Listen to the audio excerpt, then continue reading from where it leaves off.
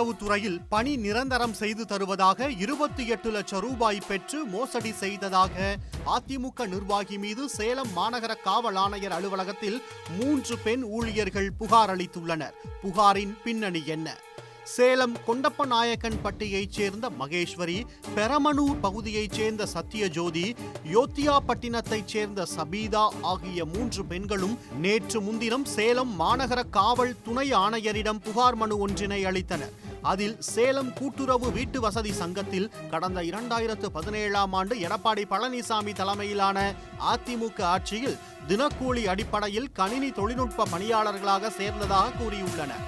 இதற்காக அப்போது அந்த சங்க தலைவராக இருந்த அதிமுகவை சேர்ந்த சதீஷ்குமார் மற்றும் செயலாளர் ரவிச்சந்திரன் ஆகியோர் தங்களிடம் தலா 3 லட்சம் ரூபாய் வாங்கியதாக தெரிவித்துள்ளனர்.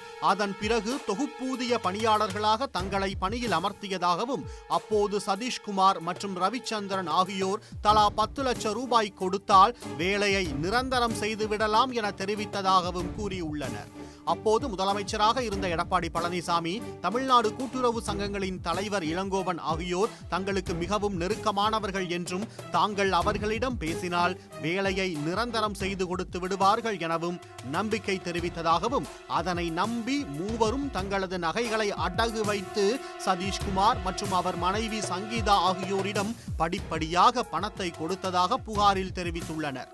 பணத்தை பெற்றுக்கொண்டபின் 5 ஆண்டுகளாக பணியை நிரந்தரம் செய்து தரவில்லை என்றும் இதனால் தங்கள் பணத்தை திருப்பி தருமாறும் பல முறை அவர்களிடம் கேட்டதாகவும் பணத்தை கொடுக்காமல் சதீஷ்குமார் தங்களை மிரட்டுவதாகவும் புகாரில் தெரிவித்துள்ளனர். கடந்த மார்ச் மாதம் சேலம் கஸ்தூரிபாய் வீட்டு வசதி கூட்டுறவு சங்கத்தின் தலைவர் சதீஷ்குமாரின் பதவிக்காலம் முடிந்து விட்டதாகவும் இதனால் அவர் சங்கத்திலிருந்து வெளியேறிவிட்டதாகவும் அதன் பிறகும் பலமுறை அவரை தொடர்பு கொண்டு பணத்தை திருப்பி கேட்டதாகவும் மூவரும் தங்கள் புகாரில் கூறியுள்ளனர்.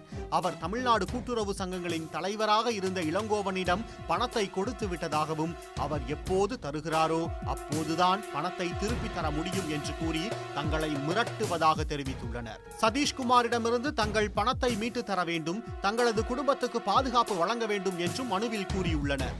இதில் சத்யஜோதி 10 லட்சம் ரூபாயும், சபீதா 10 லட்சம் ரூபாயும், மகேஸ்வரி 8 லட்சம் ரூபாயும் கொடுத்துள்ளதாக தெரிவித்துள்ளனர்.